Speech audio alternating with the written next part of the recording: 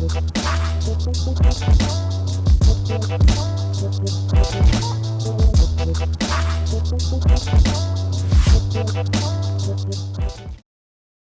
don't know if I'm talking to my future self or if it's somebody else that I'm talking to, but welcome back to another video. After the video from last week of Road 35 to Infinity, it got me thinking about the people watching. I don't know if, first of all, if you know me, I don't know if you're a dancer, if you just happened to click on this video because you were curious, but I'm thinking that perhaps it might be good if I introduce myself. So, hello. My name is Kaide and I'm from Sweden, born and raised. Both of my parents are from Chile. I come from a very, very small place in Sweden called Perstorp, from south region of Sweden called Skåne. And I've been dancing for about 15 plus now years, but this has been a transition from just dancing because it was a hobby to wanting to do it professionally. My main reason that it went that way actually boils down to a place. This is a school that I attended. It's called Åsa Folkhögskola, and this is a place where I got to learn pretty much everything I know about the umbrella term street dance. I was also a person that initially thought that street dance was one style and then there was breaking.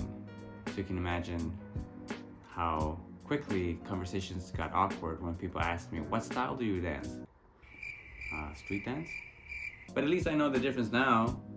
I've also, during all this time, been blessed with opportunities where I've been able to teach, perform, also make stuff. Yeah, and now I'm doing this video, or these videos, Road 35 to Infinity, which in short are videos where I want to share my practice and anything and everything that I learn along the way. If you have any questions, requests of things you would want me to share or talk about in these videos, please let me know, comment, and I'll try to address them. Oh, and any names of people or events, any articles or things that I share in these videos, I will put them in the description so that you can check them out later. Now let's get into a recap of this past week.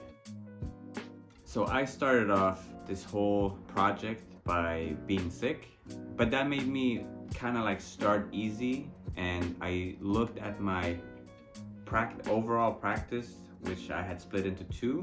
The first being the daily movement habits, and the second being my dance training. These things are connected, so even if I just started here, it all feeds into the bigger picture.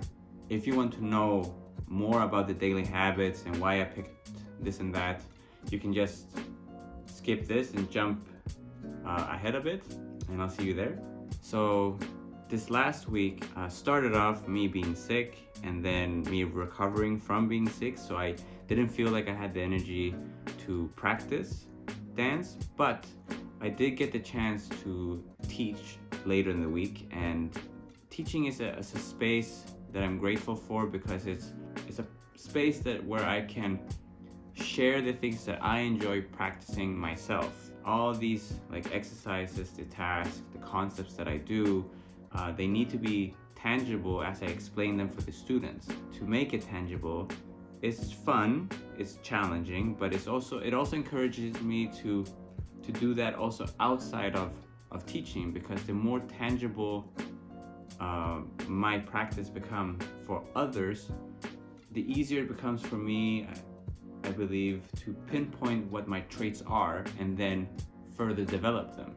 So on Saturday, I went to a all-style battle called Funk.IRC, and I picked to dance with Joel from X-Gen, and we did one battle and lost.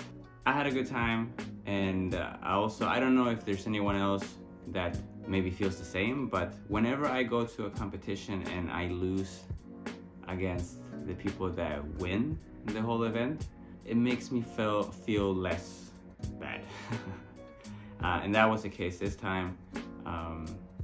But yeah, maybe just me. So I've been talking about something that I call my daily movement habits. These I don't consider as part of my practice, and I will tell you why. But first, what are habits? So according to the Cambridge Dictionary, a habit is something that you do often and regularly, and sometimes not even knowing that you're doing it. As I have this ambition to start something that, again, I'm calling my daily movement habits, which are then meant to strengthen my traits, I was a bit curious about what's being said or written about how to implement new habits, and I found an article that was written by James Clear, who also wrote a book called Atomic Habits. Basically, what is being mentioned is that one should start small and then increase bit by bit to maybe break down this buildup into chunks. And if you would slip, just get back on track quickly and to be patient. In a different article that I read by John Maverick, he introduces something that he calls the 2-day rule. Basically means one should never skip 2 days of a habit in a row. He also writes that there are a lot of acceptable reasons not being able to get to one's practice, but in most cases, these reasons are just excuses. So that's why maybe this 2-day rule, if you're trying to set up new habits and with your practice, might be useful. You don't have to put the same amount of time or intensity into your habit every day. So in order to keep your habit going, or in my case, my daily movement habits, I need to stay consistent. I don't need to worry about results, and instead I just need to focus on putting in the work. So what are my daily movement habits that I've been talking about? Basically, I want to start every day by doing 20 minutes of yoga, 20 minutes of spinal waves, 30 minutes of walking on all four, and 5 times 1 minute of moving in what I would call the mid-level. And this, doing the math, all ends up being approximately 80 minutes.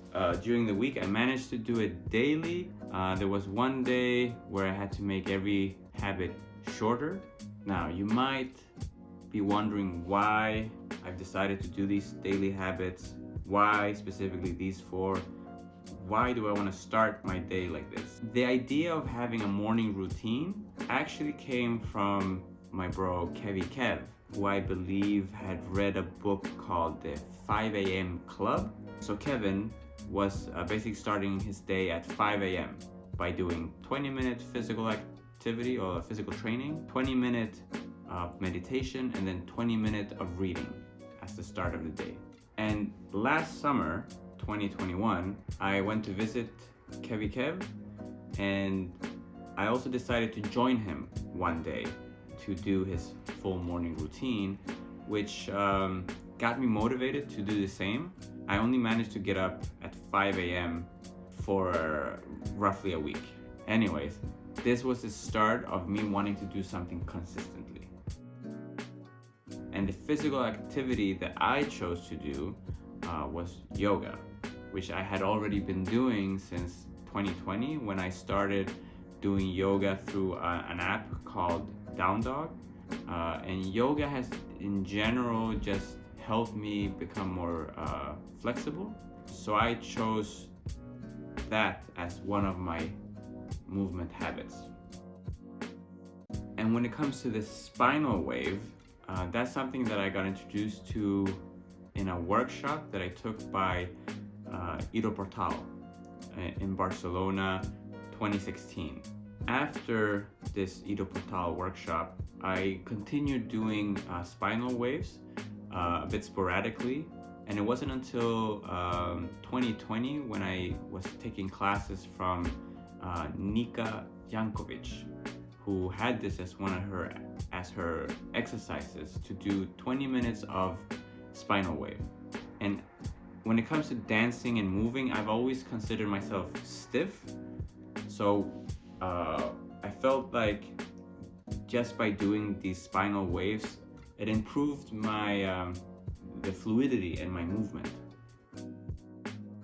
When I started dancing, I started off practicing a lot of breakdance before I moved on to dedicating my time to hip hop and then later to house. But floor work has always been something that I'm drawn to, which I don't really dedicate my practice to. It's just something that I tend to fall into. People will acknowledge me as somebody that's very capable on the floor, but I've always not seen my ability that strong. And of course, I also didn't feel it was amazing because I would compare myself with other dancers that had solid floor work, like Deadson, Yaman, Alex the Cage, Wesley. I mean, just to mention a few. During this summer, 2022, I had a residency with some friends, and my bro Mackie, he introduced us to a 30-day challenge where basically you had to walk on all four. You would start the first day doing that for 1 minute, and then day 2, 2 minutes, day 3, 3 minutes, and so on until you reached 30. I did that challenge 30 days, and after that I got hooked because every time I was doing it, I was just seeing the potential of what it could give me and how I can later connect it with floor work. Now, the last habit that I've chosen out of these 4 is the mid-level, which is basically the space in between standing and a full squat. And this space is something that when dancing you would have to go through if you want to go from standing to floor work, for example, and vice versa to come back up. But I didn't want this to just be a space of transition. I feel like this is a space I would want to be very comfortable in, because every time I dance in this level, I feel like every movement I do becomes so much more. I feel like I have a bigger range, my movements feel fuller, etc. This is also a space that when I just moved to Amsterdam and I would train with Neda So, she would drill this so much. We would almost always start the classes with just dancing in mid-level, and I think that's also why I now have this as a reason to do this as a daily habit, because I really feel like I would want to be stronger there. So here's a start, it's a solid base, and I want to try this for at least a month before I make any tweaks. Yeah, that was somewhat short, a breakdown of my daily movement habits and why I picked these. Let me know in the comments if you have any further questions or anything else you want me to mention, and I'll try to do that. Okay, so what's next? In the coming week, I will enter a battle called Hiphop Revolution in Göteborg, in Gothenburg, in Sweden. I also want to start sketching on how I want my weekly dance training to look like. What are the things I want to focus on? How will I split it across the week, over the days? How many times a week do I want to train? These are things I'm gonna try to figure out. I would want to enter as many battles as possible as part of my training, and I'm therefore reaching out to you to let me know of events or battles that you think I should be going to within Europe, preferably. So please, any events when it comes to house dance, battles, jams, clubs, let me know in the comments below. And that's it for now. I hope that you found something interesting in what I've been talking about, because I want to find a way that is makes this fun for me, but as well for you who's watching. Longer video than last week. So thank you for being with me here. This project, Road 35 to Infinity, is something that I will be doing no matter what, because I think that this is a challenge that will benefit my personal growth as a person and as a dancer. But if you do find these videos interesting, I would appreciate if you left a feedback, question, thought in the comments below. And if you think that somebody else would find these videos enjoyable, please share. And yeah, that's it for me. That's one more week, and yeah, I'll see you in the next one.